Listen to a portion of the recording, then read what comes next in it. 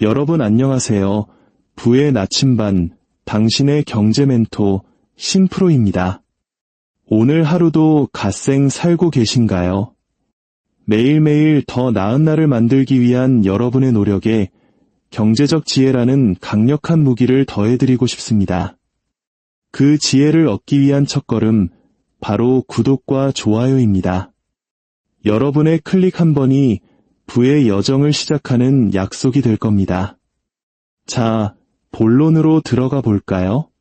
만약 오늘부터 동네 마트, 아니 쿠팡이나 지마켓에서 사는 모든 물건값이 10% 더 싸진다면 어떨 것 같으세요?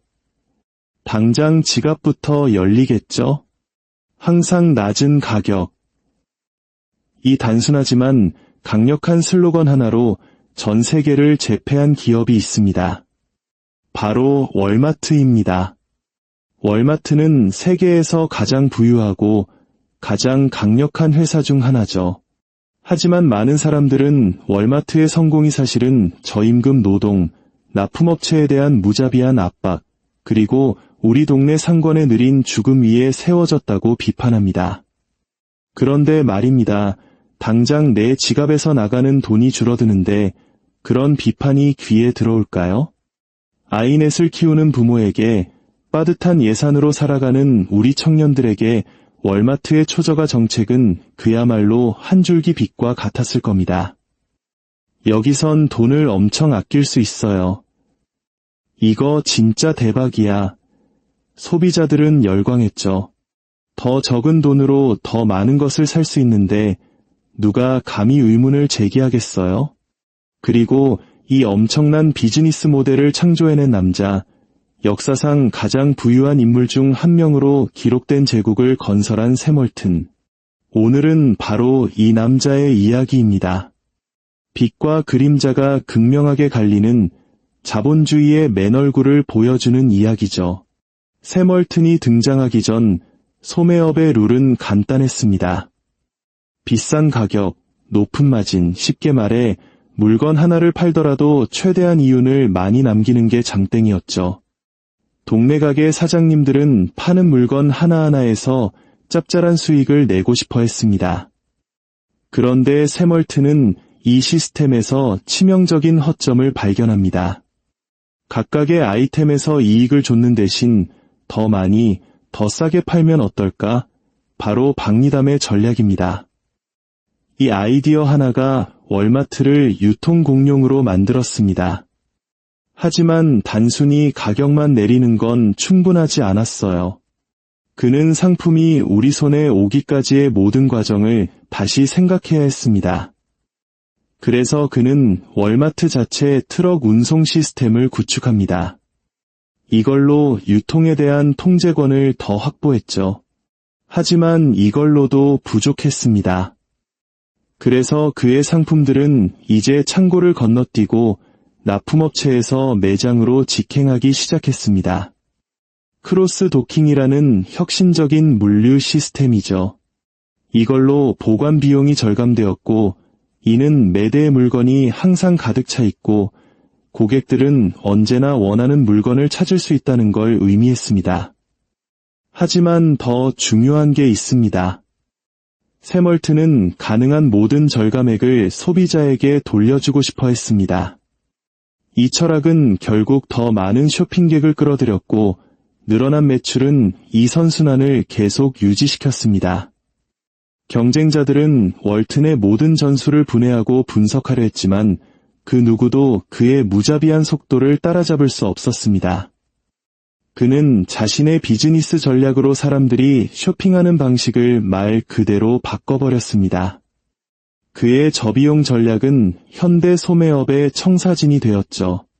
오늘날 쿠팡 같은 이커머스 거인부터 동네의 작은 가게들까지 모두가 월튼의 전략집을 따르고 있습니다.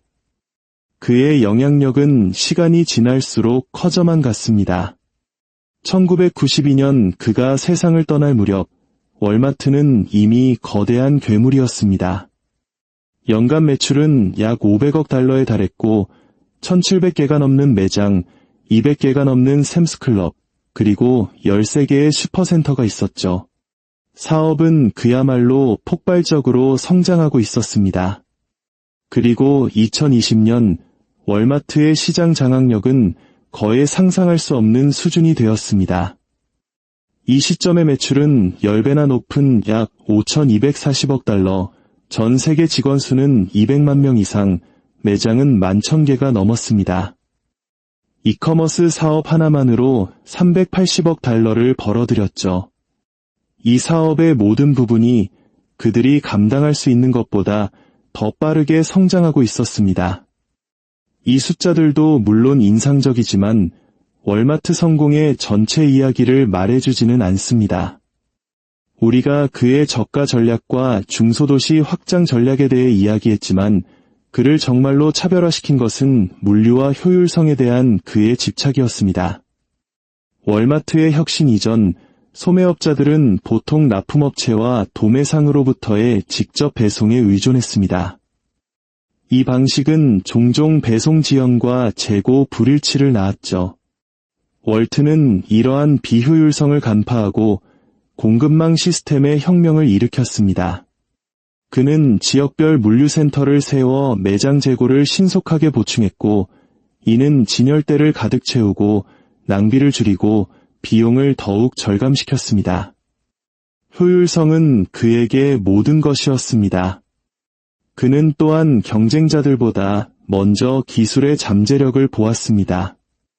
월마트는 낡은 금전 등록기를 POS 시스템으로 교체한 최초의 기업 중 하나였습니다. 이는 더 나은 재고 추적, 더 빠른 거래, 그리고 더 적은 실수를 의미했습니다. 그리고 절약된 1초 1초는 더 행복한 고객과 더 큰 이익으로 이어졌죠. 그 규모는 무시하기 어렵습니다.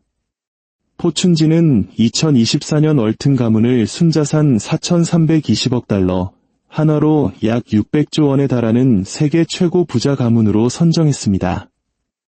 이 모든 부가 1962년 단 하나의 가게에서 시작되었다는 사실, 놀랍지 않나요? 월마트의 미션은 수백만 명이 돈을 절약하고 더 나은 삶을 살도록 돕는 것입니다. 이 미션은 오늘날에도 회사를 이끌고 있으며 소매업계에서 지속적인 성공과 지배력을 보장합니다.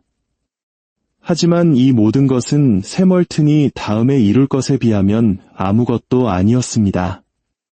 그의 영향력은 대부분이 깨닫는 것보다 훨씬 더 깊이 파고들었습니다. 그의 전략 아래 기존의 비즈니스 방식은 무너졌습니다. 경쟁자들에게는 두 가지 선택지밖에 없었죠. 적응하거나 사라지거나. 월트는 규모의 경제라는 개념을 비즈니스 세계에 대중화시켰습니다. 물건을 더 싸게 팔아도 엄청난 판매량 덕분에 회사는 여전히 이익을 낼 수 있었습니다. 그는 모든 것을 더 빠르고 더 싸고 더 효율적으로 만들었습니다. 경쟁업계 역시 살아남기 위해 자체적으로 가격을 내리고 고객 경험을 개선할 수밖에 없었죠. 1987년은 또 다른 전환점이었습니다. 월마트는 미국 최대의 민간 위성 시스템을 출시했습니다. 본사와 직통으로 연결된 매장들은 이제 그 어느 때보다 원활하게 운영되었습니다. 주문은 실시간으로 처리되었고 재고 수준은 자동으로 추적되어 품절을 방지했습니다. 재고는 병목 현상 없이 흘러갔고 원활한 협력은 비용을 더욱 낮춰 고객들을 매우 만족시켰습니다. 경쟁자들이 허덕이는 동안 월마트는 계속해서 앞서 나갔습니다. 샘월튼의 유산은 비즈니스에만 국한되지 않았습니다. 자선 활동도 그들에게 큰 관심사였습니다. 샘과 그의 아내 헬렌은 월튼 가족재단을 설립하여 매년 5억 달러 이상을 기부했습니다. 소외된 지역의 학교에 자금을 지원하고 바다와 숲을 보호하기 위한 환경보존 노력을 지지했으며 지역 사회 프로젝트를 후원했습니다. 2002년에는 아칸소 대학교에 3억 달러를 기부했는데 당시 공립대학에 대한 기부로는 사상 최대 규모였습니다. 이처럼 월튼 가문은 지역 사회를 돕는 데 제 몫을 다했습니다. 재단은 1982년 이래로 매년 10억 달러 이상을 지역사회에 쏟아부었고 이 돈은 식량 프로그램부터 재난 구호까지 모든 것에 자금을 지원했습니다. 물론 이러한 활동을 할 수 있었던 것은 그의 사업이 얼마나 성공적이었는지에 달려 있었습니다.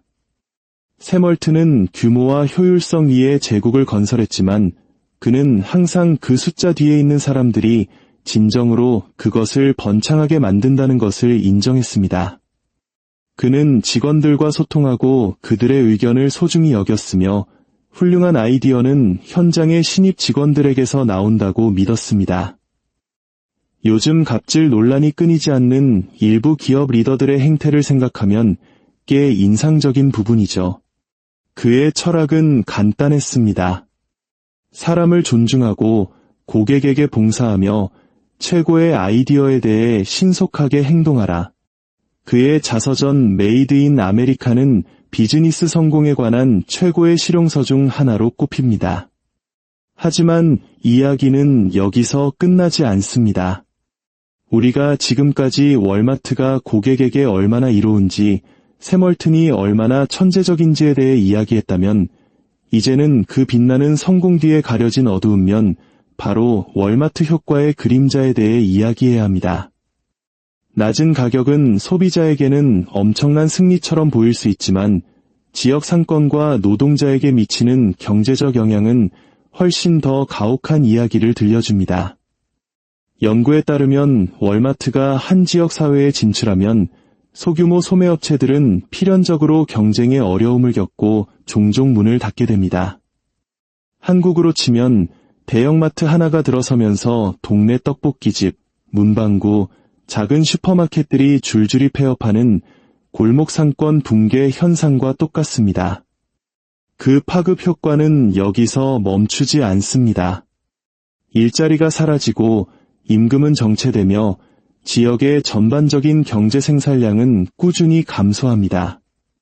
쇼핑객들은 처음에는 절약의 기쁨을 누릴지 모르지만 지역 경제에 대한 장기적인 피해는 파괴적일 수 있습니다. 지역 상점들이 문을 닫으면서 월마트는 종종 그 동네에 남은 유일한 주요 고용주가 됩니다. 그러면 노동자들은 선택할 수 있는 일자리가 줄어들고 더 나은 임금을 협상할 힘이 거의 없게 되죠. 흑수저에게는 더욱 가혹한 현실이 되는 겁니다. 동시에 월마트는 노조를 매장에서 몰아내기 위해 엄청난 노력을 기울입니다. 직원이 고용되는 날부터 조직화를 막기 위한 치밀한 전략을 가지고 있죠. 노조 결성 움직임이 시작되면 월마트는 신속하게 개입하여 이를 무산시킵니다. 이러한 지속적인 반노조 접근 방식은 노동자들이 더 나은 근로 조건을 위해 싸울 힘을 거의 남기지 않고 그들의 단결권을 박탈합니다. 일부 보고서에 따르면 목소리를 내는 것만으로도 일자리를 잃을 수 있습니다. 월마트는 노조가 자신들의 매장에 설 자리가 없다는 것을 고통스러울 정도로 분명히 했습니다. 노동자들이 조직화에 대해 논의하기 시작하는 순간 경영진이 개입하고 회의가 소집되고 경고가 주어지며 어떤 경우에는 갑자기 일자리가 위태로워집니다. 노조 활동을 억누름으로써 월마트는 권력이 최상층에 머물도록 보장하는 반면 노동자들은 자신의 근로 조건에 대해 거의 발언권을 갖지 못하게 됩니다. 이것이 월마트가 통제력을 유지하는 유일한 방법은 아닙니다. 많은 장기 근속 직원들은 한 가지 패턴을 의심합니다. 더 높은 임금과 늘어나는 의료 비용이 자신들을 해고의 표적으로 만드는 것 같다는 거죠. 내부 기록에 따르면 그들의 의심이 맞을 수도 있습니다. 만약 사실이라면 이는 꽤 잔인한 사업 방식입니다. 월마트의 공격적인 전략은 일반 사람들 사이에서 미움받는 회사가 되게 만들었을지 모르지만 투자자들은 회사의 기업 지배력 강화를 사랑했습니다. 월스트리트는 월마트가 더욱 공격적으로 성장하도록 압박했죠. 결론적으로 월마트 효과는 그 성공의 이면에 있는 어두운 현실입니다. 연구자들은 소비자들이 더 낮은 가격을 보게 되는 동안 더 큰 그림은 훨씬 더 우려스럽다고 주장합니다. 장기적으로 월마트의 존재는 사실상 지역사회를 월마트가 없었을 때보다 더 가난하게 만든다는 충격적인 결론에 이릅니다. 수년 동안 월마트는 테크 거인들이 그 자리를 차지하기 훨씬 전부터 기업 탐욕의 상징이었습니다. 1990년대와 2000년대 초 우리는 월마트가 노동자, 소상공인, 그리고 지역 사회 전체에 미치는 영향을 폭로하는 책과 다큐멘터리의 홍수를 보았습니다. 월마트, 낮은 가격에 높은 비용과 같은 다큐멘터리는 참혹한 그림을 그렸습니다. 이에 대한 반발이 너무나 거세서 2005년 월마트는 자사의 명성을 지키기 위해 본격적인 워룸까지 만들어야 했습니다. 샘월튼의 영향력은 부인할 수 없습니다. 이것이 바로 샘월튼 이야기의 힘입니다.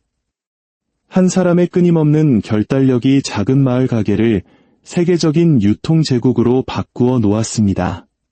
그는 규범에 도전했고 가격을 파괴했으며 틀을 깨는 생각을 했고 효율성에 집중했습니다.